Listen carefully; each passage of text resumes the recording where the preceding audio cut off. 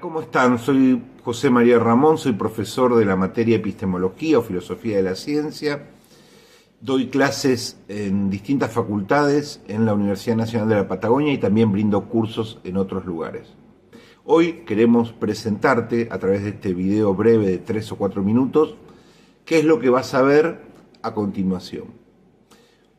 La enseñanza de la epistemología es un desafío siempre complejo para estudiantes de licenciatura. Enseñarle el pensamiento epistemológico del siglo XX es extenso y es complejo. Lo que habitualmente hacemos es dar clases que resuman a los autores principales, por ejemplo, Kuhn, Popper, Feyerabend, Lakatos, el Círculo de Viena, Toulmin, etcétera, Laudam, y luego darle a los estudiantes una brevísima selección de autores con pequeños capítulos o textos para que puedan leer como bibliografía obligatoria y algunos textos muy breves de 20 o 30 carillas donde otros autores describen el pensamiento de estos clásicos. Esta es la base, clases del profesor más alguna selección bibliográfica. Pero hoy, gracias a la inteligencia artificial, podemos hacer algo más, agregar un complemento, un refuerzo que de ninguna manera reemplaza la lectura de los textos, solo lo complementa. Y es lo que te voy a pasar a explicar ahora. Gracias a la inteligencia artificial podemos tomar los principales libros de cada uno de los autores, los 4 o 5 libros completos de Thomas Kuhn o de Feyerabend o de Popper, que son relevantes para este tema, y hacer síntesis en formato de audio y de podcast, que nos parece un formato liviano, entretenido, en el que en un breve lapso de 45 minutos a hora y media ofrecemos un audio resumen de uno de los libros de estos pensadores. Sumado todos estos audios en un paquete de 6 o 7 horas de audio, el estudiante universitario va a tener a disposición un formato liviano y atractivo donde se resume toda la obra del autor, lo que no podría ser abordado de otra manera porque requeriría leer miles de páginas. Esta es una manera que hemos encontrado para agregar marco, agregar contexto general del autor, mirando toda su obra y no solo lo que el docente, en mi caso, pueda aportarle en una clase específica de 2 o 3 horas. Por lo tanto, esperamos que estos audios te sirvan. Para hacerlo más nutritivo y más rico, le hemos agregado al audio video con imágenes del libro, del autor, con consignas, con palabras claves y otros insumos que podrás ir viendo como un complemento del audio que estás escuchando para hacerlo aún más rico. Esperamos te sirva este ciclo que hemos preparado con mucho esfuerzo y que, no estaba disponible en las redes y que creemos es un aporte original a la didáctica de la epistemología contemporánea. A disfrutarlo, a meternos en un marco mucho más amplio de los autores, a escuchar sus propuestas a lo largo del tiempo y siempre a leer y hacernos las preguntas claves de todo curso de epistemología. Chau, que la pasen bien y que lo disfruten. Bienvenidas y bienvenidos. Hoy nos sumergimos en un texto realmente clave para entender la ciencia por dentro. Hablamos de La vida en el laboratorio, la construcción de los hechos científicos, de Bruno Latour y Steve Woolgar. Y nos vamos a centrar en algo particular, la introducción, que le escribe nada menos que Jonas Salk, sí, el virólogo. Y también le daremos una probadita al capítulo 1, del orden al desorden. Exacto. Y la idea es entender cómo este libro usa una perspectiva, casi de antropólogo, para mirar el trabajo científico.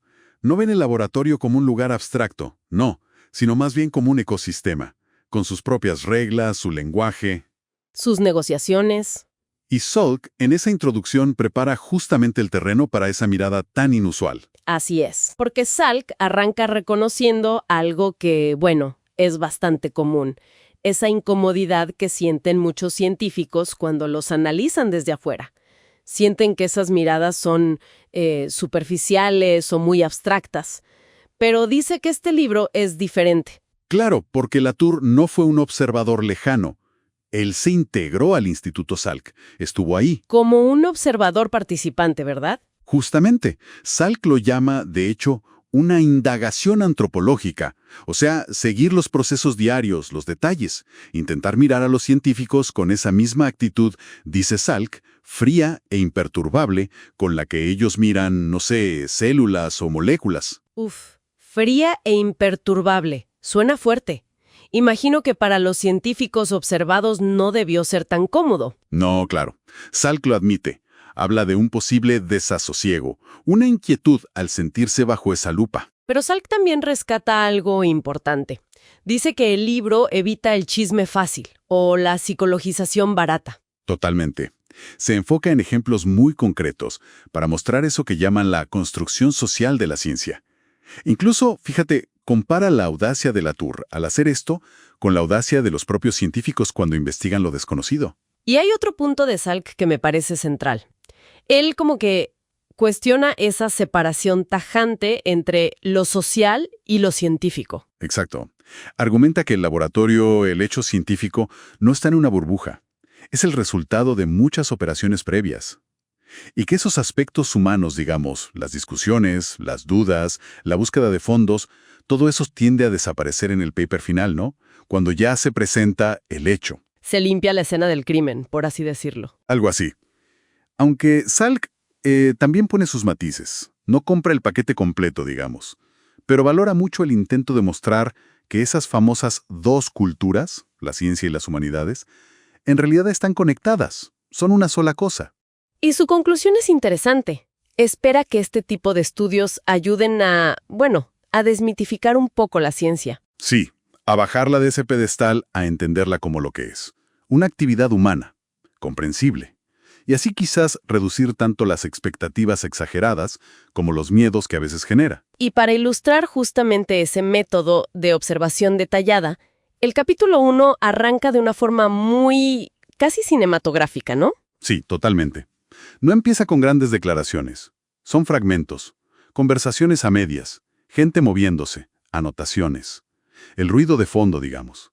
La textura cotidiana del laboratorio. De ahí, de ese aparente desorden, es de donde va a surgir el orden científico. Entiendo. Es como ver la cocina antes de que el plato llegue a la mesa. Y de esta observación tan minuciosa, entonces empiezan a perfilarse los conceptos clave del libro. ¿Podríamos mencionar los principales? Claro. Yo diría que hay 3 ideas centrales que ya se empiezan a ver. Primero, la antropología de la ciencia, que es básicamente usar las herramientas de la antropología, como la etnografía, para estudiar la práctica científica como si fuera una cultura más, una tribu con sus costumbres. Bien. Segundo concepto. Segundo, la construcción social de los hechos. Esta es quizás la idea más provocadora. No se trata de decir que la realidad no existe, ojo, sino que los hechos científicos no están ahí simplemente esperando ser descubiertos, se construyen. Se elaboran activamente. Exacto, mediante procesos sociales, debates, acuerdos, experimentos y algo crucial, el uso de inscripciones. Ajá, las inscripciones. ¿Qué son exactamente? Son todos esos registros materiales, gráficos, tablas de datos, artículos publicados, notas de laboratorio, todo lo que permite que una afirmación se estabilice, se pueda discutir, se pueda compartir y eventualmente se acepte como un hecho. Son fundamentales. Entendido. Gráficos, textos, datos. ¿Y el tercero? Y tercero, el dilema del observador. Esa tensión que vive el que investiga, así como Latour, tiene que estar dentro para entender de verdad, pero también mantener cierta distancia para poder analizar. Es un equilibrio difícil. Fascinante. Entonces esta introducción de Salk y el inicio del capítulo nos pintan un panorama muy distinto. La ciencia vista no desde el pedestal del resultado final, sino desde su taller de fabricación. Exacto. Una perspectiva que, como Salk mismo sugiere, puede cambiar no solo cómo vemos la ciencia desde afuera, sino cómo los propios científicos se ven a sí mismos. Y bueno, para seguir reflexionando sobre esto, quizá podríamos dejar planteadas un par de preguntas, ¿no? De esas que abren la cabeza. Me parece perfecto. Lancémoslas. A ver, primero, ¿qué es lo que esta observación participante, este estar ahí en el laboratorio, revela sobre cómo se construye el conocimiento que otros métodos, no sé, la filosofía más abstracta o la historia de las ideas, podrían no captar? Buena pregunta. ¿Otra? Segunda, si aceptamos que los hechos científicos son construidos en este sentido, ¿qué pasa con la idea de objetividad? ¿Son incompatibles o la objetividad se construye también de alguna manera? Compleja esa. ¿Y una última? Y tercero, ¿qué papel juega específicamente el lenguaje técnico y sobre todo esas inscripciones materiales, los gráficos, los papers, en el proceso de que una simple hipótesis se solidifique y termine siendo aceptada como un hecho por toda la comunidad? Preguntas potentes, sin duda. Dan para pensar bastante. Y esto es solo el comienzo del análisis de la vida en el laboratorio. Definitivamente. Es un libro denso, lleno de ideas provocadoras. Y nos vamos a centrar en el primer capítulo, del orden al desorden. Queremos entender esa propuesta de ver la ciencia, bueno, casi como antropólogos observando el día a día. Exacto. Es una perspectiva, digamos, rompedora en su momento. La idea es no mirar la ciencia por sus resultados finales, sino por su proceso de producción. Un proceso que, como sugiere el título del capítulo, a menudo empieza en el desorden, en lo cotidiano, a veces hasta en lo caótico. Y el capítulo arranca precisamente así, ¿verdad? Pintando un cuadro muy vivo de esa rutina. Conversaciones a medias, técnicos preparando cosas, investigadores que discuten datos.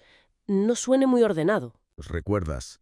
La conversación sobre morfina, una reunión urgente por temas de dinero, la entrega de unos microgramos. Es como un taller lleno de actividad, de contingencias, no un espacio de pura lógica abstracta. Totalmente. Y ahí es donde introducen esa figura, la del observador extraño. El antropólogo que llega y no entiende nada al principio. Claro. Y lanzan esa pregunta un poco provocadora. ¿Cómo es que sabemos más de rituales de tribus remotas que de lo que hacen estos científicos? Científicos cuyo trabajo, bueno, pues impacta directamente en nuestras vidas. Nos invitan a extrañarnos de lo que damos por sentado sobre la ciencia. Pero claro, ese observador se enfrenta a un dilema.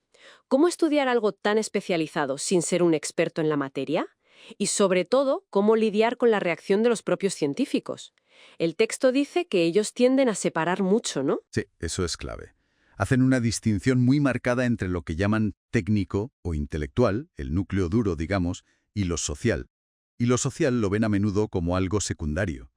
Anécdotas, problemas de financiación, personalidades, casi como ruido. O como algo que si interviene es para mal, ¿no? Como una fuente de sesgos o errores. Exacto. Y aquí viene el giro de Latour y Wolger.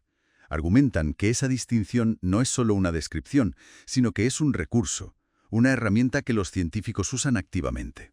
Un recurso, ¿cómo? Pues para validar su propio trabajo, presentándolo como puramente técnico, objetivo, o al revés, para desacreditar el trabajo de otros, señalando supuestas influencias sociales. El ejemplo que ponen del secretismo en el descubrimiento de los púlsares es muy bueno. Algo que parece social, el secretismo, es defendido como parte esencial del proceso técnico. Estrategia de los propios científicos. Justamente. Y por eso critican los enfoques sociológicos anteriores que, de alguna manera, compraban esa división. Ya fuera centrándose solo en lo social, normas, financiación, polémicas, o intentando ver cómo conectaban esas dos esferas como si fueran distintas de verdad. Eso es. Latour y Woolgar proponen superar esa dicotomía. No se trata de buscar un equilibrio, ni de ver qué pesa más. Se trata de estudiar la actividad práctica, el trabajo real, donde lo técnico y lo social son, de hecho, inseparables. Están entretejidos. Vale. El foco entonces está en el proceso mismo, en cómo se pasa de ese desorden inicial De observaciones ambiguas, de conversaciones, de notas, de lecturas de aparatos. a algo que acaba considerándose un hecho científico sólido y ordenado. Exacto. ¿Cómo se construye ese orden? Esa es la pregunta. Y para investigarlo proponen lo que llaman la rareza antropológica. Sí, que significa mirar el laboratorio con ojos nuevos, sin dar por sentada la racionalidad o la superioridad de la ciencia. Es como estudiar una cultura extraña, intentando entender sus prácticas de producción de verdad, sin juzgarlas de antemano. Sin volverse nativo, dicen. O sea, sin aceptar sin más las explicaciones que los propios científicos dan de lo que hacen. Claro, y la metodología para esto es muy intensiva. Observación participante durante mucho tiempo. Analizar documentos internos, borradores, notas, no solo los artículos publicados. Escuchar conversaciones. Es intentar captar la ciencia haciéndose, en proceso. Y reconocen que ellos mismos, como observadores, también están construyendo un orden, ¿no? Su propio análisis a partir de sus notas desordenadas. Sí, hay un punto reflexivo importante. No pretenden estar fuera del proceso de construcción de sentido. Y ojo, su objetivo no es desmontar la ciencia o decir que es solo social. Es entender su enorme creatividad y eficacia como una construcción. Una construcción situada, dependiente de esas prácticas concretas. Eso es. De hecho, mencionan que el laboratorio que estudiaron, aunque pareciera rutinario, acabó produciendo un premio Nobel, lo cual demuestra que estos procesos ocurren en la ciencia de más alto nivel. Y el capítulo termina esbozando cómo seguirá el libro, ¿no? Pasando de la observación general a casos más concretos. Sí, anuncian que analizarán la historia de un hecho específico, el TRF, los microprocesos de negociación en el laboratorio, las estrategias de los científicos, hasta una síntesis final. Vale, pues creo que la idea central de este primer capítulo queda bastante clara. La ciencia real, la del día a día, es un proceso mucho más complejo, negociado y, bueno, desordenado de lo que solemos pensar al ver solo el resultado final. Exacto. Es un continuo esfuerzo por crear orden, por estabilizar interpretaciones, por construir hechos a partir de una realidad bastante más ambigua. Y esto, claro, nos deja pensando. Abre preguntas importantes, diría que de carácter epistemológico incluso. Sí, podríamos plantear algunas para seguir dándole vueltas. Por ejemplo, Primero, si esa distinción entre lo social y lo técnico es un recurso que usan los propios actores, ¿cómo afecta eso a nuestra forma de evaluar la fiabilidad del conocimiento científico? ¿Podemos seguir usando esa distinción tan tranquilamente? buena pregunta. Y ligada a esa, quizá una segunda. Sí, podría ser. ¿Qué implica para la autoridad del conocimiento científico el saber que su proceso de producción real, cotidiano, difiere tanto de su presentación formal, ya pulida y ordenada? ¿Cambia nuestra confianza o nuestra forma de relacionarnos con los hechos? Claro. La diferencia entre la cocina y el plato servido, por seguir la metáfora. Eso es. Y una tercera, quizá más general, este proceso de construir orden a partir del desorden, ¿es algo exclusivo de la ciencia? ¿O es en realidad una característica fundamental de cómo los seres humanos generamos conocimiento en cualquier ámbito? Preguntas potentes, sin duda. Queda claro que la vida en el laboratorio nos obliga a mirar la ciencia y quizá el conocimiento en general con otros ojos. Desde luego, es una obra que abre muchas vías de reflexión. Te invitamos a acompañarnos en futuras exploraciones donde seguiremos analizando cómo se solidifican los hechos científicos y las redes que los hacen posibles. Y nos vamos a centrar específicamente en el capítulo 2. Se titula Un antropólogo visita el laboratorio. Un título que ya dice mucho, ¿no? Totalmente. La idea es potente. ¿Qué pasa si miramos un laboratorio moderno, súper tecnológico, con la misma mirada, digamos, extrañada de un antropólogo que llega a una cultura desconocida? Ajá. Latour nos guía en esa mirada. Y la idea de fondo es mostrar que el conocimiento científico no es algo que simplemente se descubre. Como si estuviera ahí esperando. Exacto, sino que se construye activamente dentro del laboratorio. Y un concepto clave va a ser la inscripción gráfica. Ya llegaremos a eso. Muy bien, entrémosle entonces. Dale. El capítulo nos pone en los zapatos de este observador, este antropólogo ficticio. Es alguien que, bueno, comparte nuestra cultura general, pero es un novato total en ese laboratorio específico, de neuroendocrinología. Claro, no entiende nada de la jerga ni de las técnicas al principio. ¿Y qué es lo primero que le choca? Lo que más le llama la atención. Pues fíjate, no son tanto las ratas o los químicos, sino la omnipresencia, casi obsesiva, diría Latour, de la escritura. Del registro. La escritura. Sí, el laboratorio se le presenta como una especie de fábrica de documentos. Es impresionante. Ajá. Incluso nota una división del espacio muy clara. Por un lado, la sección B, batas blancas, aparatos ruidosos, manipulación de sustancias, animales, la parte más de laboratorio que uno se imagina. No. Eso. Y por otro lado, la sección A, las oficinas. Ahí la gente está sentada, leyendo, escribiendo, discutiendo, pero sobre papeles. Son los doctores, dice él. O sea que hay como dos mundos, pero uno parece dedicado a generar material para el otro, para el mundo de los papeles. Exactamente. Y ahí entra el concepto central que mencionabas, la inscripción gráfica. A ver, explícanos eso. Latour usa ese término para todo tipo de trazo de marca visual que generan los aparatos o las personas. Pueden ser gráficos, cifras en una tabla, espectros de una máquina, hasta las etiquetas en los tubos de ensayo. Ah, ok. Es amplio. ¿Sí? El observador nota lo que llama una extraña manía de hacer inscripciones. Marcar todo, anotar códigos, llenar cuadernos de laboratorio, imprimir listados larguísimos de computadora. Entonces, si entiendo bien, la actividad principal, o al menos una de las más visibles para este antropólogo, es transformar cosas materiales en papel, en signos. Precisamente, esa es la médula del asunto. Tienes procesos súper complejos, a veces carísimos. Manipular animales, usar máquinas enormes y sofisticadas que ocupan salas enteras. Me imagino, sí. Y todo ese esfuerzo, ¿en qué culmina?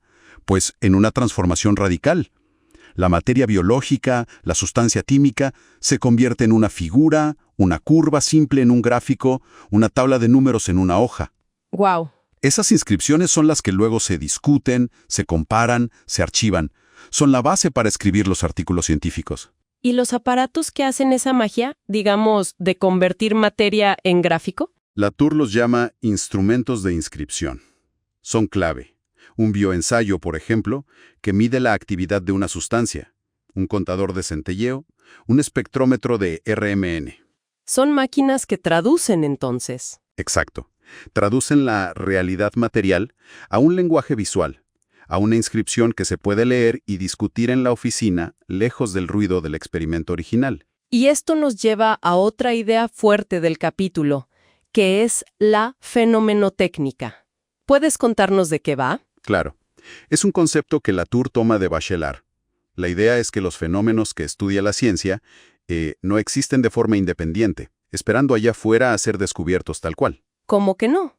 Eso suena raro. Bueno, lo que argumenta Latour es que los fenómenos son, en gran medida, el resultado de las técnicas y los instrumentos que usamos para detectarlos y medirlos. A ver, un ejemplo. Piensa en el bioensayo que mencionamos, la sustancia X que muestra una cierta actividad biológica en ese ensayo. Bueno, esa actividad es constituida por el propio ensayo, no es que la sustancia tuviera esa actividad flotando en el aire antes del ensayo. Entiendo.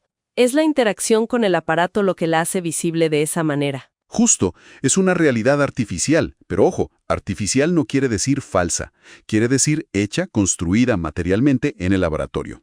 El espectro que produce un espectrómetro no existiría sin ese espectrómetro. Vale. El instrumento no solo revela, sino que coproduce el fenómeno que observamos. Exactamente. Y aquí viene lo paradójico, y lo crucial para Latour. Una vez que se produce la inscripción, la curva, el dato numérico, todo ese andamiaje material y técnico que la hizo posible, toda la fenomenotécnica, Se olvida. tiende a olvidarse, ¿sí? La inscripción pasa a ser vista como una ventana transparente, como si nos mostrara directamente la realidad objetiva, sin mediaciones.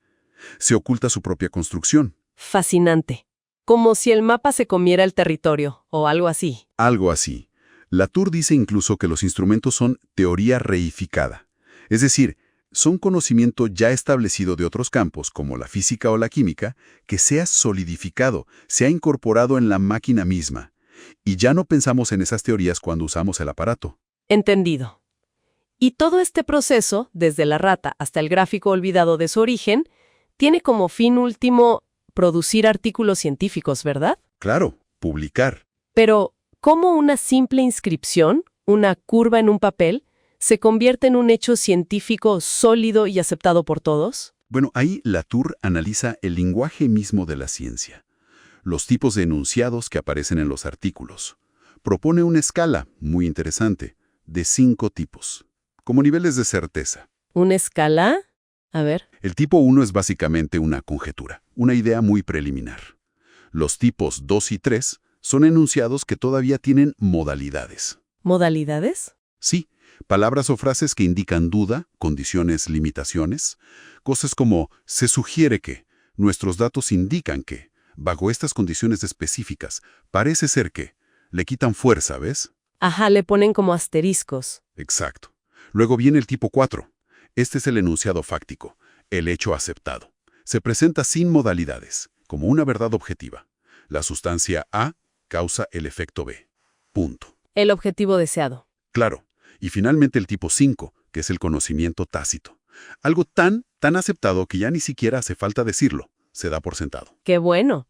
Entonces, gran parte del trabajo científico, visto así, es como una lucha. Una batalla, sí. Una batalla por transformar los enunciados, por empujarlos hacia arriba en esa escala, quitándoles las dudas, las modalidades. Justamente, es un esfuerzo constante por limpiar los enunciados de incertidumbre. Se busca fortalecerlos con más datos, con referencias a otros trabajos y, sobre todo, lograr que otros científicos los citen como si fueran ciertos, como tipo 4. Es un proceso de persuasión, entonces. Totalmente. Un proceso social y retórico. Se trata de convencer a la comunidad de que olviden la construcción, las contingencias, las modalidades iniciales y acepten ese enunciado como un reflejo fiel de la realidad, como un hecho sólido, un tipo 4 o incluso un tipo 5. Queda clarísimo. Este capítulo nos da una vuelta de tuerca interesante. El laboratorio no es solo un lugar donde se descubren cosas, No, sino un sistema complejo. Un sistema de prácticas muy materiales por un lado, con los aparatos, las sustancias, y muy literarias por otro, con las inscripciones, los artículos, y todo orientado a construir y validar hechos. exacto. Mediante la inscripción y la persuasión. Esa es la síntesis. Y esto, claro, nos deja pensando en varias cosas, ¿no? Nos abre preguntas importantes. Desde luego. Yo destacaría un par quizás. Primero, si los fenómenos que estudiamos dependen tanto de los instrumentos que usamos para verlos, ¿qué significa realmente la objetividad en la ciencia? ¿Cómo la entendemos ahora? Buena pregunta. Complicada. Y segundo, al olvidar la fenomenotecnia, todo ese proceso material de construcción que mencionábamos, ¿qué perdemos? ¿Qué dejamos de entender sobre cómo se genera y, sobre todo, cómo se aplica después de ese conocimiento científico? Preguntas cruciales, sin duda, para seguir reflexionando mucho después de leer el capítulo. Definitivamente. Bueno, este análisis del capítulo 2 es apenas una probadita de la perspectiva tan rica de Latour y Bulgar. Hay mucho más en el libro. Sí, de hecho, en nuestra próxima exploración vamos a ver cómo aplican todo esto a un caso súper concreto que ellos siguen paso a paso la construcción del hecho científico del TRF, una hormona. Veremos su historia dentro del laboratorio. Un seguimiento fascinante. Y nos centraremos específicamente en el capítulo 3, la construcción de un hecho, el caso del TRFH. Un capítulo denso, pero muy revelador. Sí, la misión es un poco desentrañar cómo algo que normalmente vemos como un hecho científico, objetivo, sólido como una roca, pues en realidad emerge de un proceso muy humano. Lleno de decisiones, de controversias, de trabajo técnico y social. Eso es, vamos a ver cómo se fabrica un hecho, por decirlo así. ¿Una idea potente? La idea central, la que vamos a explorar hoy, es justamente esa. Los hechos científicos no se descubren simplemente como si estuvieran ahí escondidos, esperando. Lo ilustra de forma muy detallada con el ejemplo del factor liberador de tirotropina, el TRF. Pero, a ver, para que nos situemos, ¿qué es exactamente el TRF? Bueno, el TRF, o factor liberador de tirotropina, es una molécula pequeña, una especie de señal química en el cerebro. Ajá. Juega un papel en cómo se regula la glándula tiroides. Pero rastrear su historia es complicado. ¿Por qué? Porque una vez que un hecho se establece, como la estructura química final del TRF, pues tiende a borrar su propio pasado. Claro, olvidas las dudas, los caminos que no se tomaron. Exacto, su contingencia histórica. Pero el TRF es un caso fascinante, porque aunque es un hecho duro, vamos, una estructura molecular concreta. Piroglu His Pro NH2, si no recuerdo mal. Esa misma. Pues Latour y Bulgar tuvieron acceso a todo. A artículos, archivos de laboratorio, entrevistas con los protagonistas. Principalmente los equipos rivales de Guillemien y Schally, ¿no? Que ganaron el Nobel por esto, por cierto. Efectivamente. Y analizar cómo se construyó ese hecho nos permite ver esa dimensión social, incluso en la bioquímica más, digamos, pura. Es que es muy curioso cómo cambia el significado de este hecho. Para la mayoría, TRF no dice nada. Nada. Para algunos médicos, quizás una prueba diagnóstica.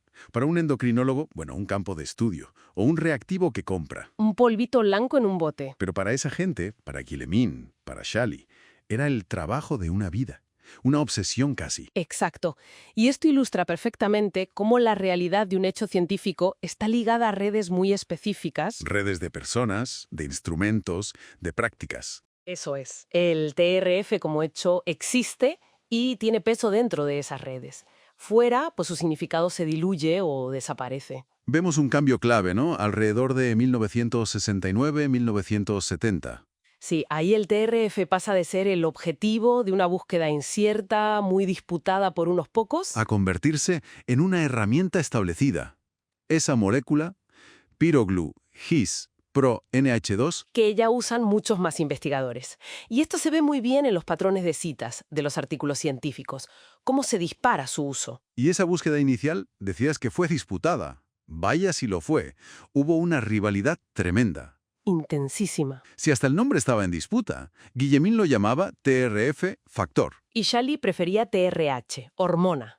que no era solo una cuestión de nombre, ¿verdad? Reflejaba enfoques distintos. Visiones científicas diferentes incluso. Y ambos, claro, reclamando haber sido los primeros, la famosa lucha por la prioridad. Pero es que la decisión misma de buscar la estructura allá por 1962 tampoco era obvia. Para nada. Implicaba asumir cosas bastante arriesgadas para la época. ¿Cómo qué? Pues primero, que existían nuevos factores reguladores en el hipotálamo, discretos, no solo las hormonas que ya se conocían.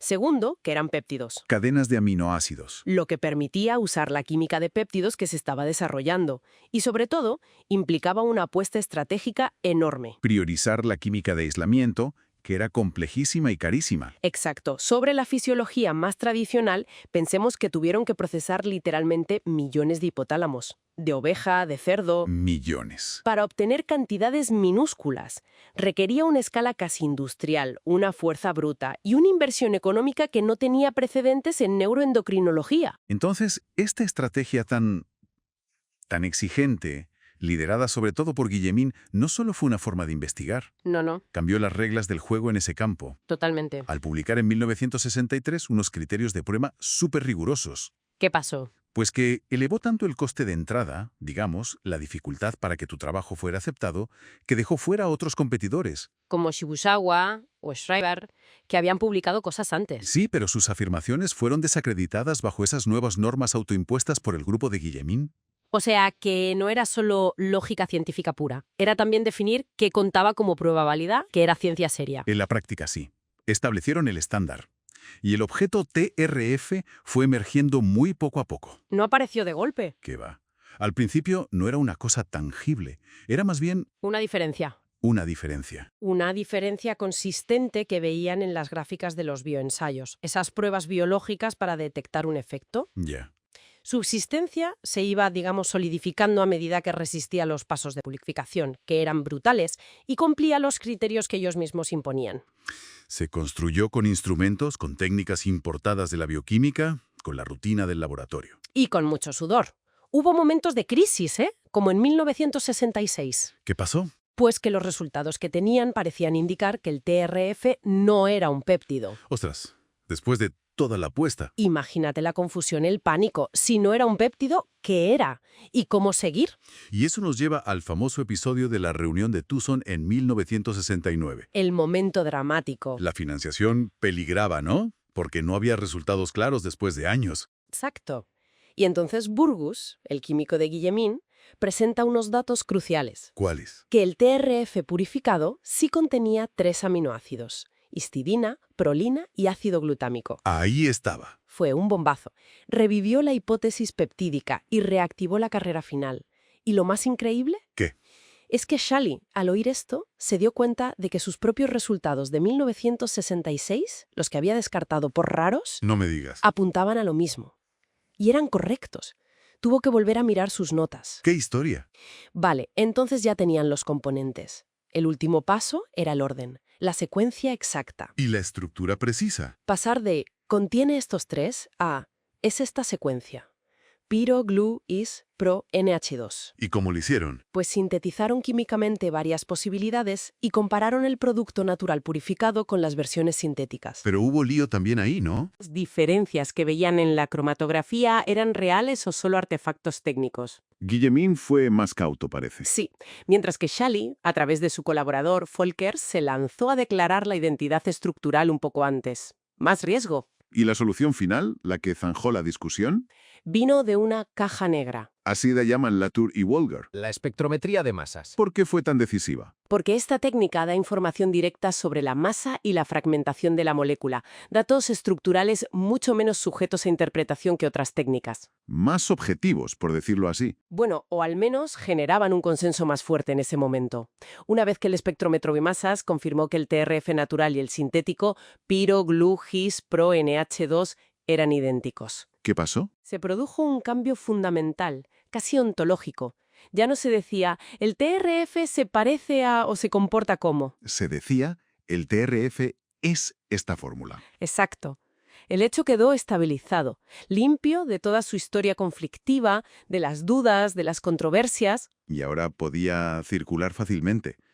Como una fórmula química, una sustancia que compras, un instrumento para hacer otras investigaciones. Se convirtió en una herramienta más del laboratorio. En resumen, hemos visto cómo un hecho científico, incluso uno que parece tan concreto, tan objetivo como la estructura de una molécula, Es en realidad el resultado final de un proceso increíblemente complejo. y muy humano. Hay negociaciones sobre qué cuenta como prueba, estrategias de investigación, inversiones enormes de dinero y esfuerzo. El uso decisivo de ciertas tecnologías en el momento justo, como la espectrometría de masas. Y al final, la creación de un consenso dentro de una comunidad científica que además era muy competitiva. Se construye paso a paso y en el proceso se van eliminando las controversias, se va limpiando la historia.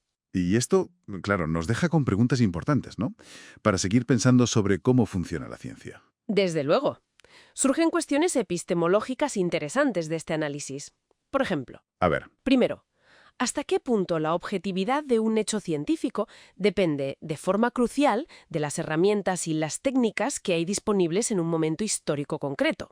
claro, sin el espectrómetro de masas se habría cerrado igual la controversia, o al menos tan rápido. Buena pregunta. Y segundo, si construir un hecho implica simplificar, limpiar esa historia, eliminar la controversia, ¿qué perdemos? ¿Qué perdemos en nuestra comprensión de la ciencia cuando aceptamos los hechos simplemente como dados, como verdades fijas, sin conocer su historia? Exacto. ¿No nos da una imagen un poco idealizada, quizás? Y yo añadiría una tercera, si me permites. Adelante. ¿Cómo influyen las estrategias personales, la competencia feroz por la financiación, por el reconocimiento, las dinámicas de poder dentro de los laboratorios, En la dirección que toma la investigación. y en lo que finalmente se acaba estableciendo como la verdad científica en un campo determinado? Son preguntas fundamentales, desde luego, que este tipo de análisis sociohistórico pone encima de la mesa. No da respuestas fáciles, pero nos hace pensar. Pues esta mirada detallada a la construcción de los hechos es absolutamente central en el enfoque de Latour y Woolgar. Es la base de su sociología de la ciencia. Esperamos que esta exploración haya sido interesante y reveladora. Les invitamos a acompañarnos en futuras entregas. Nos vamos a centrar específicamente en el capítulo 4, que se titula El microprocesamiento de los hechos. El objetivo es entender cómo, bueno, según estos autores, las interacciones más chiquitas, las cotidianas, dentro de un laboratorio, son fundamentales para construir eso que después llamamos hechos. Exactamente.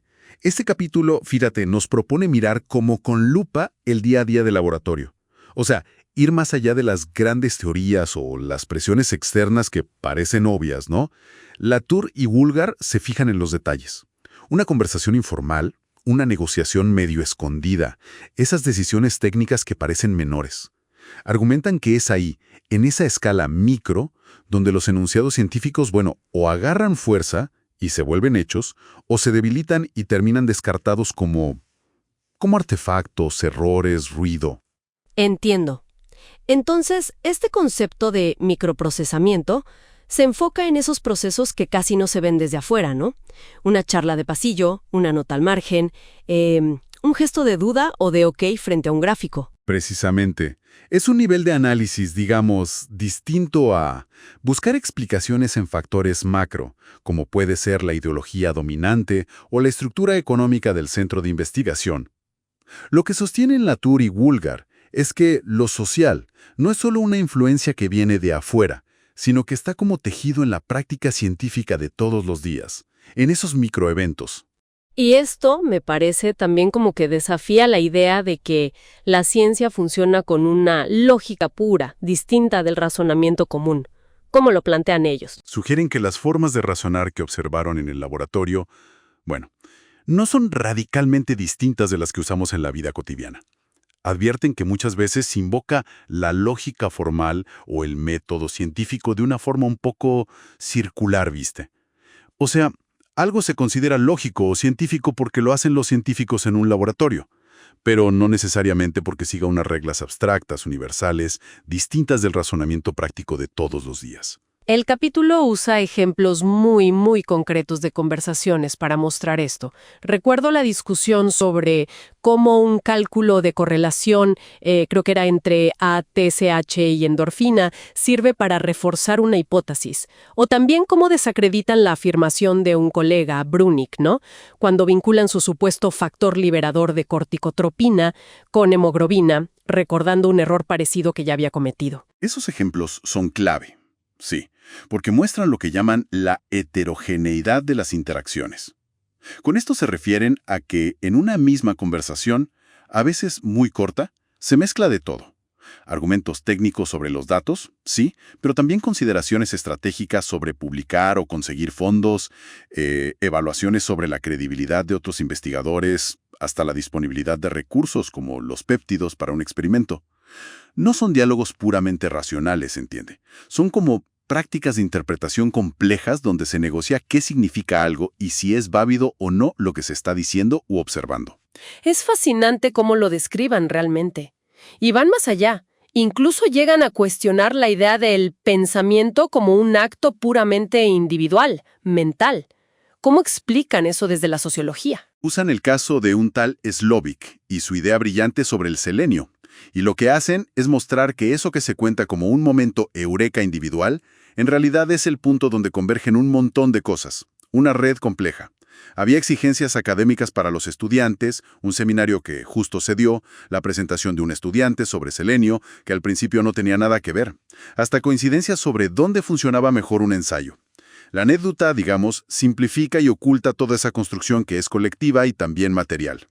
Citan a Heidegger, eso de que el pensamiento es artesanía, y el caso de Watson y Crick usando modelos físicos de cartón para el ADN. Resaltan que pensar también es manipular cosas, interactuar con otros, no solo un proceso mental aislado en la cabeza de alguien. Y esto nos lleva a otra idea central del capítulo, la diferencia entre un hecho y un artefacto. No lo ponen como si fuera simplemente verdadero o falso, ¿verdad? Exacto. Es más bien como un espectro, un continuo. La diferencia clave, dicen ellos, está en si un enunciado necesita o no hace referencia a sus condiciones de producción para que lo acepten. Un enunciado se estabiliza como hecho cuando ya no necesita justificar cómo se llegó a él. Simplemente es así, se da por sentado. Y acá ocurre un proceso fundamental que ellos llaman división e inversión. ¿Podrías desglosar un poco eso? Suena crucial en su argumento. Claro. Primero, la división.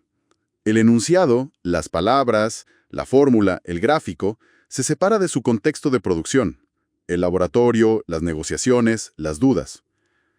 Parece como que flota libre, y al mismo tiempo se postula que existe un objeto externo, allá afuera, al que ese enunciado se refiere. Segundo, la inversión. La relación de causa y efecto se da vuelta. Ya no es que el trabajo en el laboratorio produjo el enunciado sobre, por ejemplo, la estructura del TRF, esta hormona. Ahora se dice que la estructura del TRF, que es piro, glu, gis, pro, NH2, y que siempre estuvo ahí, es la causa de que los científicos hicieran ese enunciado.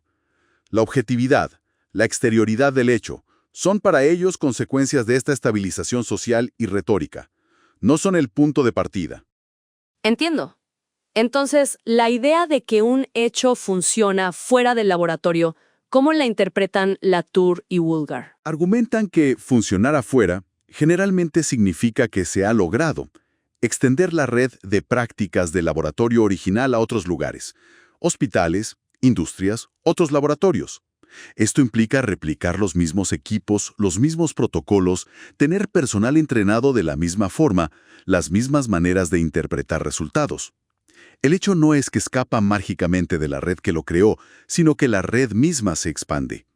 La realidad o la eficacia se mantiene dentro de esa red sociotécnica extendida. Y ojo, es reversible. Si la red se debilita o cambia, porque surge una controversia o aparecen nuevos instrumentos, un hecho puede volver a ser un artefacto problemático. Muestra la construcción y deconstrucción. Uf, este análisis del capítulo 4 realmente deja pensando, ¿eh? Para seguir reflexionando sobre estas ideas, podríamos plantear un par de preguntas epistemológicas, ¿qué te parece? Dale, me parece perfecto. Primera, si los hechos científicos emergen de estos microprocesos, de negociación, de estabilización social, ¿qué implicaciones tiene esto para nuestra idea tradicional de objetividad científica? ¿La redefine? ¿Cómo? Buena pregunta. Y una segunda podría ser, este mecanismo de división e inversión que describen, que parece como que oculta activamente cómo se construyó el hecho, ¿es este olvido del proceso un paso necesario, aunque sea ilusorio, para que la ciencia pueda avanzar, para construir sobre conocimientos previos de forma práctica? Interesante. Y quizás una tercera. Si, como sugieren Latour y Woolgar, el razonamiento en el nivel micro del laboratorio, en el día a día, comparte tanto con el razonamiento cotidiano, ¿de dónde sale entonces esa robustez particular, esa autoridad especial que le damos al conocimiento científico en la sociedad? Exacto. Preguntas que abren, ¿no? Que invitan a seguir indagando. Sin duda.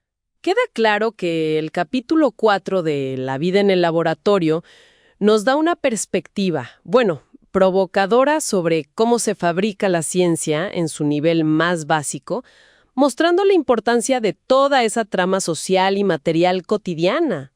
Y comprender esta perspectiva constructivista, creo, no tiene por qué verse como un ataque a la ciencia. Más bien puede ser un intento de entender más a fondo cómo funciona por dentro, ¿no? Cómo se genera esa confianza en el conocimiento que produce. Totalmente de acuerdo. Este análisis del microprocesamiento es apenas una ventana al trabajo de Latour y Woolgar. Su obra es muy extensa y sigue siendo súper influyente. Y el objetivo hoy es intentar entender cómo ven ellos al científico. ¿Qué le mueve? Más allá de lo típico, ¿no? Vamos a hablar de ese concepto que llaman crédito y cómo funciona. Casi como dinero en la ciencia. Exacto. Es que Latour y Woolgar proponen dejar un poco de lado esas categorías que usan los propios científicos, como lo de hecho o artefacto. Que a veces son un recurso, ¿no? Claro, para centrarse en algo más, más práctico. Cómo se hace una carrera científica, cómo funciona un equipo, y todo eso a través de lo que denominan el ciclo de credibilidad. Vale, pues vamos a ello. El capítulo empieza, como diciendo que las explicaciones habituales no bastan. Ni eso de las normas éticas internalizadas, ni siquiera lo que cuentan los científicos sobre buscar premios. Sí, eso es. Y es curioso que señalan cómo usan metáforas de la economía. Hablan de invertir, de beneficios, de mercado.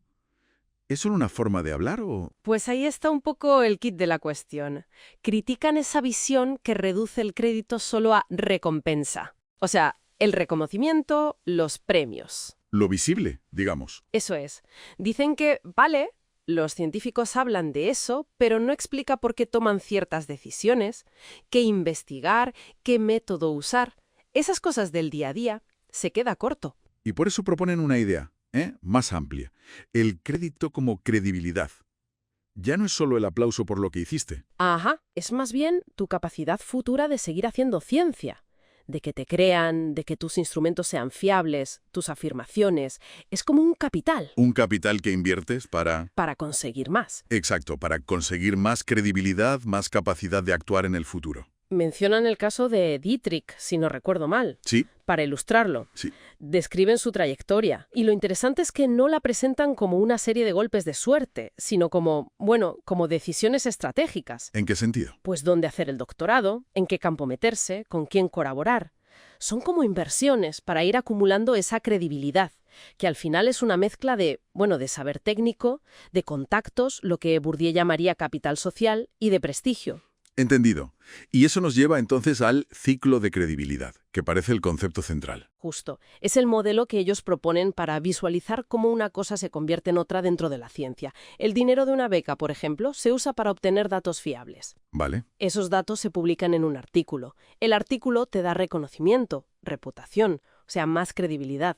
Y esa credibilidad atrae más dinero. Puede atraer más financiación. Sí, para empezar de nuevo el ciclo, para investigar más. Lo importante, dicen ellos, no es llegar a un punto final, un gran premio, sino acelerar y ampliar ese ciclo. Es una conversión constante. Inviertes credibilidad, obtienes datos, publicas, ganas credibilidad, consigues recursos y vuelta a empezar. Pero, a ver, ¿cómo se compara esto con otras teorías? Pienso en Hagstrom, que hablaba de intercambio de regalos en la ciencia, o en Bourdieu y su lucha por el capital simbólico. ¿Qué aportan Latour y Woolgar de nuevo? Bueno, respecto a Hagstrom, lo que Latour y Woolgar echan en falta es una explicación de la demanda. ¿Por qué un científico necesita la información de otro? No es solo un regalo altruista. Ya. Y con Bourdieu, aunque la idea de capital es muy cercana, ellos argumentan que Bourdieu no entra tanto en el contenido científico. Para Latour y Woolgar, la clave es que lo que se intercambia, lo que genera interés, es la información fiable en sí misma. El dato concreto, la afirmación creíble. O sea, no es solo luchar por tener más prestigio en abstracto, No solo eso. sino que necesitas la credibilidad específica de otro investigador porque su trabajo, sus datos, te permiten a ti avanzar en tu propio ciclo. Es como si compraras la capacidad de producir información futura fiable. Exactamente. Es un mercado donde lo que circula es esa promesa de fiabilidad futura. Y lo interesante es ver cómo este ciclo, que parece abstracto, da forma a cosas muy concretas del laboratorio. Por ejemplo, Pues las jerarquías, quién manda, quién es técnico, quién es supertécnico, la diferencia en lo fácil o difícil que es reemplazar a alguien, también las alianzas entre grupos, las tensiones, incluso explican por qué un laboratorio puede romperse, si las estrategias de inversión en credibilidad de sus miembros empiezan a ir por caminos distintos. vaya.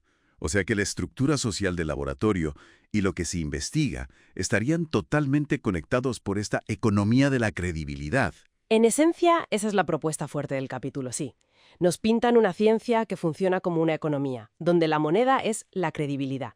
Los científicos actúan como inversores estratégicos, gestionando distintos tipos de capital. Convirtiéndolos unos en otros. Eso es, en un ciclo continuo. Y el objetivo es poder seguir produciendo hechos que, a su vez, refuercen tu posición en ese ciclo. La verdad es que es una perspectiva potente y da que pensar. Quizás, para cerrar, podríamos dejar algunas preguntas en el aire, ¿no?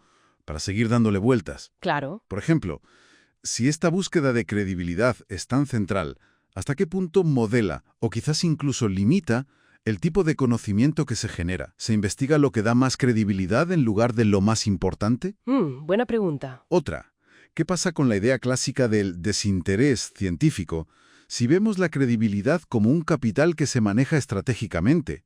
¿Son incompatibles? Sí, redefine un poco el concepto de interés. Y una tercera, más práctica. Si aceptamos este modelo del ciclo de credibilidad, ¿qué implicaciones tiene para la evaluación de la ciencia? O para decidir cómo y a quién se asignan los recursos. Son preguntas fundamentales, desde luego. Bueno, este análisis tan detallado de cómo funciona la ciencia por dentro es muy característico de Latour.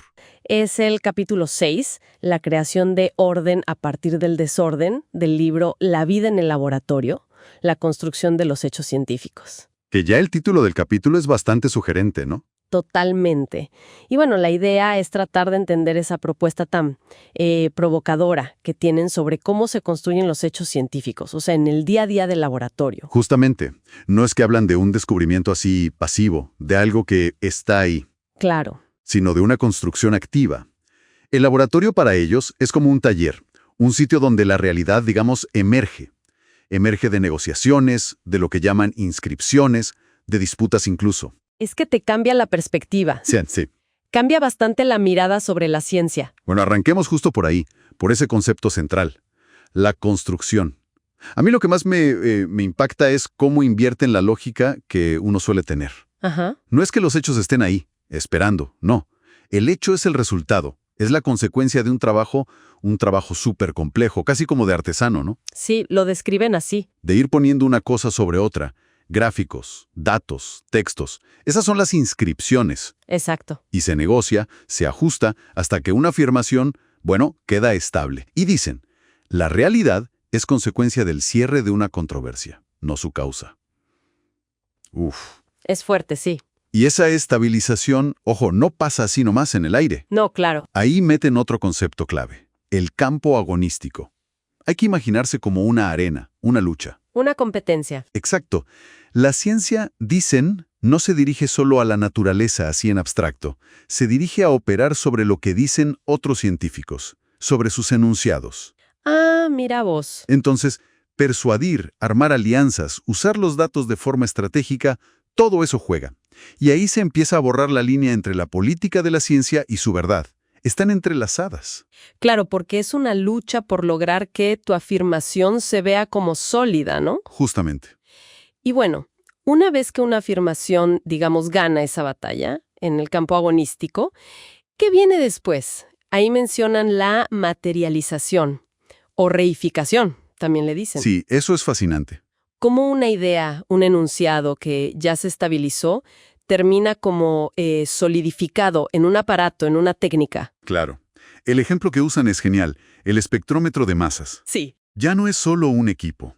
Es como la encarnación de teorías, de debates que ya pasaron y quedaron ahí, cristalizados. Se vuelve una caja negra. Exacto, una caja negra.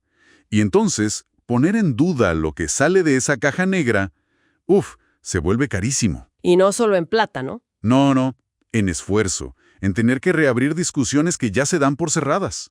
Y ese costo, bueno, nos lleva directo al otro concepto, la credibilidad. Que lo usan de una forma muy particular. Muy interesante, ¿sí? Porque unifican la parte económica, inversiones, costos, beneficios, con la parte epistemológica, la certeza, la duda. Claro, cada decisión que se toma en el laboratorio, ¿no? ¿Qué aparato usar? ¿Cómo escribir el paper? ¿Con quién colaborar? Todo. Todo implica como un cálculo, una inversión. Invertís en lo que te va a dar más credibilidad, lo que refuerza tu posición en esa arena de lucha. Y que haga más difícil que otros vengan con algo alternativo. Es como una economía, sí, una economía de la credibilidad científica. Tal cual. Y no hay que olvidarse de las circunstancias. Mencionan esto también. Todo lo local, lo específico, ¿viste? Lo contextual. Eso. Las redes de colegas que tenés, las prácticas propias de tu laboratorio, si justo es el momento oportuno para publicar algo. Todo eso influye un montón en cómo sale la ciencia. Aunque después los papers traten de borrar esas huellas, ¿no? Para que parezca más limpio, más universal. Claro, se busca esa apariencia de objetividad pura, separada del contexto. Entonces, a ver si juntamos todo.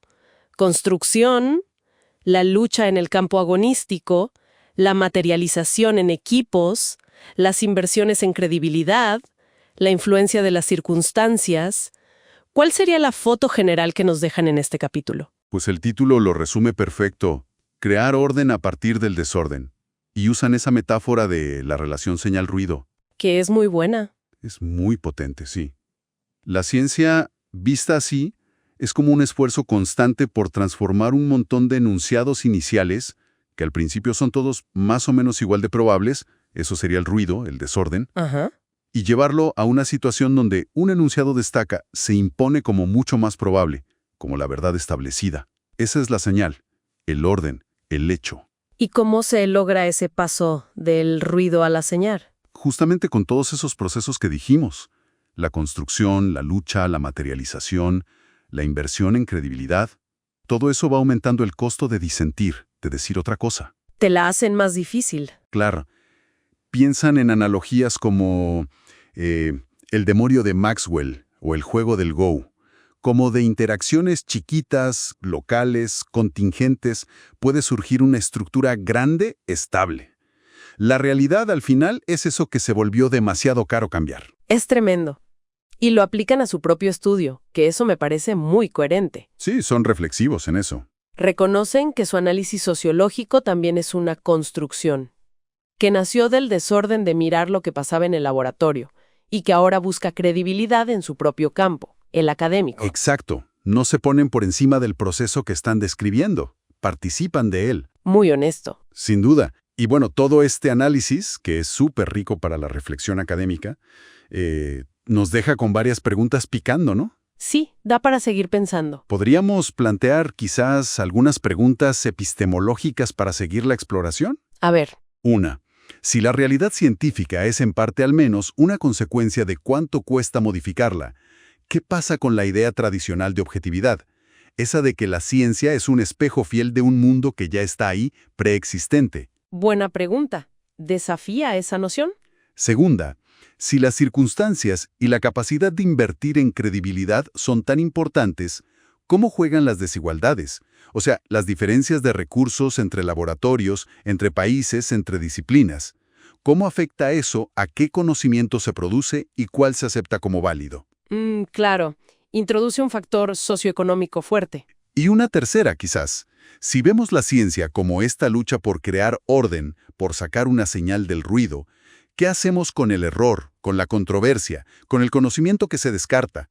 ¿Son solo fallos o son en realidad partes necesarias de ese mismo proceso de construcción? Preguntas potentes, ¿eh? Nos dejan tarea. Sí, para seguir masticando el tema. Bueno, creo que hemos visto cómo Latour y Bulgar nos ofrecen una mirada radicalmente diferente de la ciencia.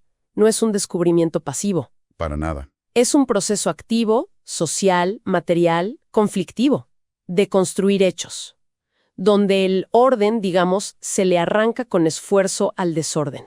Una perspectiva que, la verdad, obliga a repensar bastante qué entendemos por conocimiento científico y cómo se genera. Totalmente. Y bueno, este análisis de la vida en el laboratorio es solo una probadita del pensamiento tan complejo de Latour. Sí. Hay muchísimo más. Toda su obra sobre redes sociotécnicas, la teoría del actor red, su visión de la modernidad, hay material de sobra para seguir explorando. Y nos vamos a centrar hoy en algo muy específico. El epílogo a la segunda edición. Este lo escribieron en 1986. 7 años después del libro original. Justo. Y es interesante porque ahí, reflexionan sobre su propio trabajo, sobre cómo fue recibido y defienden un poco su postura inicial. Efectivamente. Y es que el libro original ya fue una bomba, ¿no? Nació de esa investigación etnográfica. Latour pasó casi 2 años metido en un laboratorio de neuroendocrinología, nada menos que en el Salk Institute. Impresionante. Y bueno, nuestra idea hoy es justamente explorar las ideas fuertes de ese epílogo. Por ejemplo, ¿cómo se recibió el libro? Que no fue igual para todos. También esa idea radical de estudiar a los científicos como si fueran, una tribu desconocida. El enfoque etnográfico, sí. Eso. Y sobre todo, el concepto que me parece central y a veces un poco complejo, la reflexividad. Vamos a tratar de entender eso de que los hechos científicos se construyen. ¿Cómo es eso? Bueno, empecemos por el principio, que ya es curioso. Latour llega al laboratorio, imagínate, casi como un antropólogo en una cultura ajena. Sin una formación científica dura en ese campo, y al parecer con un inglés todavía un poco, básico al inicio. O sea, una mirada totalmente externa. Y eso fue a propósito, ¿no? Totalmente deliberado. Era parte de la metodología.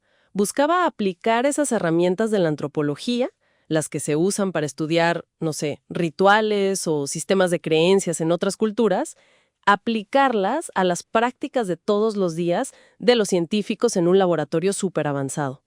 Suena, como mínimo provocador, como aplicar la antropología a nosotros mismos, a nuestra propia tribu científica. Exacto. Él venía de trabajar en Costa de Marfil y justamente quería cuestionar eso que llamó la gran división. Esa idea de que hay una barrera infranqueable entre el pensamiento científico, racional, y otras formas de saber, ¿no? Las llamadas precientíficas. Quería verlos trabajar, digamos. Ver cómo producían conocimiento día a día, sin asumir de entrada que su método era superior o totalmente distinto. Justo. En vez de aceptar el resultado final, el hecho científico como algo dado, se enfocó en el proceso, las charlas de pasillo, las discusiones, cómo usaban los aparatos y, muy importante, las inscripciones. Ah, sí, ese concepto es clave en su trabajo. ¿Podrías recordarnos qué son exactamente las inscripciones? Suena a algo escrito, pero es más amplio, ¿verdad? Sí, mucho más. Son todas esas formas materiales en que la información se registra, se transforma y se hace manejable.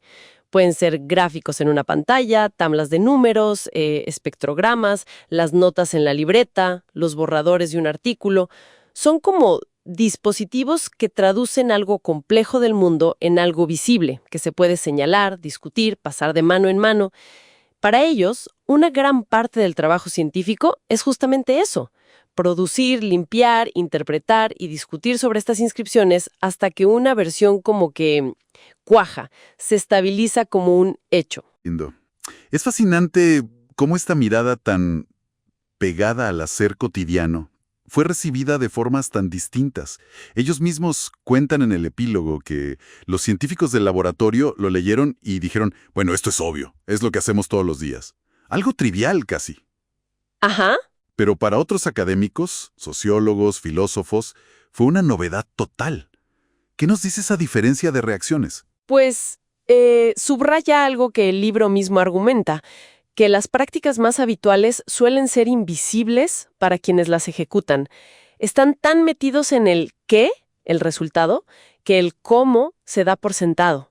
De hecho, dicen que los científicos estaban más interesados en otro tipo de análisis, como el de un periodista, Nicholas Wade, que buscaba más bien la polémica, el fraude, el escándalo, ¿no? Claro. Pero Latour y Bulgar no iban por ahí, no buscaban destapar escándalos, sino entender sociológicamente cómo se construye el consenso, cómo algo llega a ser aceptado como un hecho científico sólido. Y eso nos conecta directamente con la reflexividad, ¿cierto? Que es donde, como decía antes, la cosa se pone quizás un poco más abstracta. Sí, pero es fundamental para entender su propuesta. La reflexividad en este contexto es como aplicar la misma lógica a su propio trabajo. Reconocen que su libro, su etnografía, su análisis, también es una construcción textual, no es un espejo perfecto de la realidad del laboratorio. Ah, o sea, Es una narrativa, una historia que ellos cuentan. Y como cualquier texto, como los propios artículos científicos que analizan, su significado y su estatus dependen de cómo se lea, se use, se critica. Llegan a citar teoría literaria diciendo algo así como que el lector es quien escribe el texto, en el sentido de que la interpretación es activa. vaya. Eso es llevar la coherencia al límite. Admitir que tu propio análisis está sujeto a los mismos procesos que describes en los demás. Pero entonces eso significa que no hay una verdad objetiva, ni siquiera en lo que ellos observaron. ¿Todo es relativo? Bueno, no es exactamente que digan todo es relativo en un sentido simplista. Lo que cuestionan es la posibilidad de acceder a una descripción definitiva, neutral, desde fuera de cualquier práctica o lenguaje. Nuestro acceso a la realidad, sea la que sea, siempre está mediado por instrumentos, por cómo hablamos de ella, por los textos que producimos, por las negociaciones que hacemos para ponernos de acuerdo. De hecho, en el epílogo también son un poco críticos con cómo se usa a veces el término social para explicar la ciencia. Ah, sí. ¿Por qué? Uno pensaría que es su bandera, ¿no? La construcción social de la ciencia. Sí, pero señalan que si usas social para explicar todo, las interacciones entre personas, pero también los equipos, los textos, las moléculas, la palabra como que se diluye, ¿no? Pierde precisión. No basta con decir la ciencia es social. Hay que mostrar cómo, en detalle, emerge el orden, cómo un hecho se estabiliza. Entiendo. Entonces, el fuerte de su argumento no es solo la etiqueta social, sino el análisis minucioso de ese proceso de construcción, mostrar cómo a partir de él, digamos, del caos o el desorden de la práctica diaria en el laboratorio, con todas sus contingencias, se llega a algo estable. Exactamente. A través de esas inscripciones, de los debates, de formar alianzas con otros investigadores, de descartar hipótesis que no funcionan, todo ese trabajo. Y el epílogo, en sí mismo, es un gesto de esa misma reflexividad. Es volver sobre su propio texto y analizarlo, contextualizarlo, ver cómo funcionó. Queda mucho más claro ahora. En resumen, podríamos decir que el epílogo reafirma esa visión de la ciencia como una actividad, un proceso de construcción constante. Que se puede observar etnográficamente, ¿sí? Y subraya la importancia de ser conscientes de que nuestras propias descripciones, nuestros análisis, también son construcciones. Contingentes. Y eso nos deja pensando, ¿no?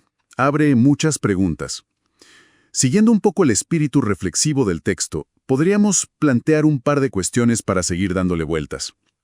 Primero, si aceptamos esta idea de que los hechos científicos son construidos, ¿qué criterios usamos entonces para distinguir el conocimiento científico que consideramos sólido, robusto, de afirmaciones menos fiables o directamente pseudociencia?